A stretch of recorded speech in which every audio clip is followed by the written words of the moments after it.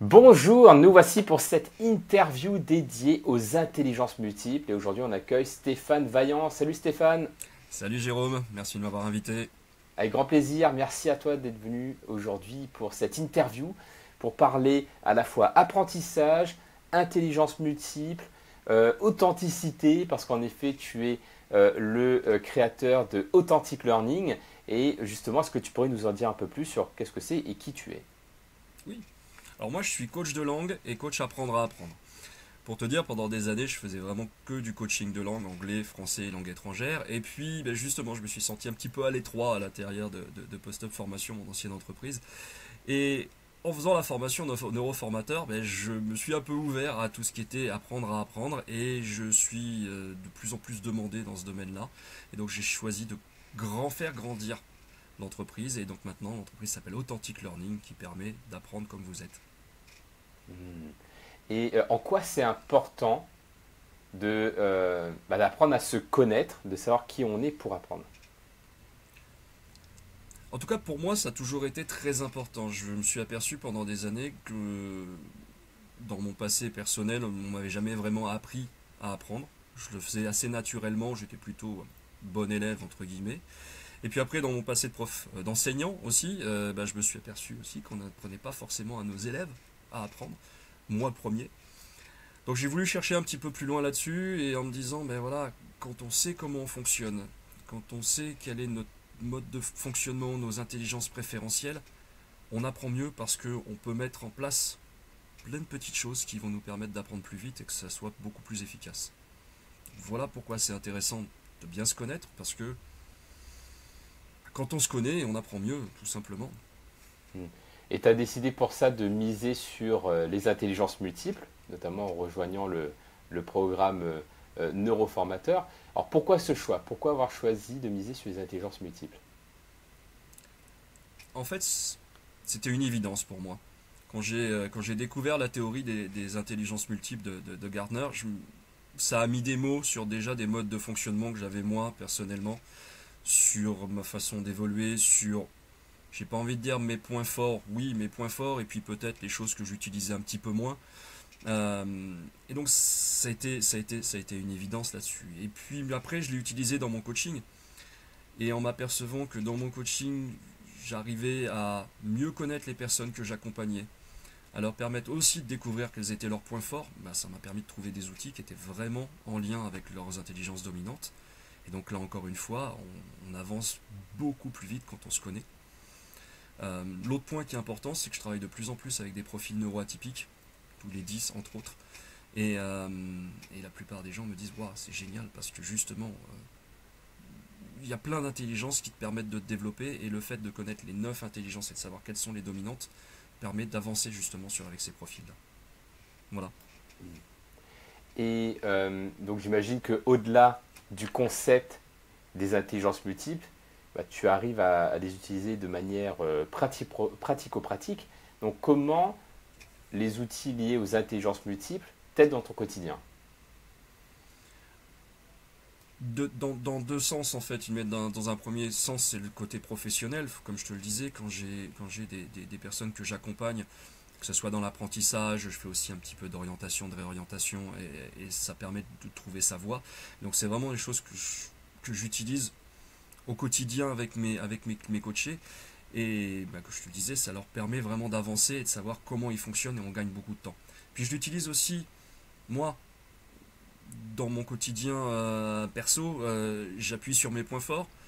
Voilà, moi j'ai des intelligences dominantes qui sont plutôt sur l'interpersonnel, donc forcément, quand il a fallu chercher encore comment je pourrais aller développer mes compétences, je me suis dit je vais faire des conférences, donc forcément c'est ce qui m'a permis de développer ça. Je suis très musical, et donc quand j'écris ou quand je crée justement ces conférences, j'utilise beaucoup aussi mon intelligence musicale, et j'ai souvent mes écouteurs parce que ça me permet vraiment de me recentrer. Voilà, et puis ça m'a permis aussi de développer certaines intelligences que j'utilisais moins et dont j'avais besoin aussi pour pouvoir avancer. Mon intelligence intra-personnelle, pardon, que j'utilise de plus en plus, notamment pour créer justement ces fameuses conférences.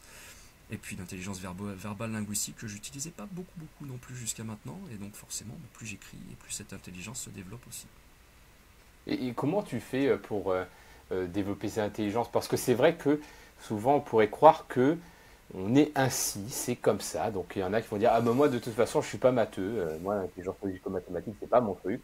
D'autres ça va être. En fait non, nous on part du principe, notamment les neuroformateurs, qu'on peut développer ces intelligences, ce que tu es en train de dire notamment avec l'intelligence intrapersonnelle et l'intelligence verbale linguistique que tu as développée. Donc comment toi tu fais pour les développer dans ton quotidien? L'idée, c'est de trouver les bons outils qui fonctionnent. Le principe des intelligences multiples, en fait, c'est pas de se dire, bah tiens, je veux travailler cette intelligence, on va dire, verbale linguistique, donc je fais que des activités qui sont liées à l'intelligence verbale linguistique.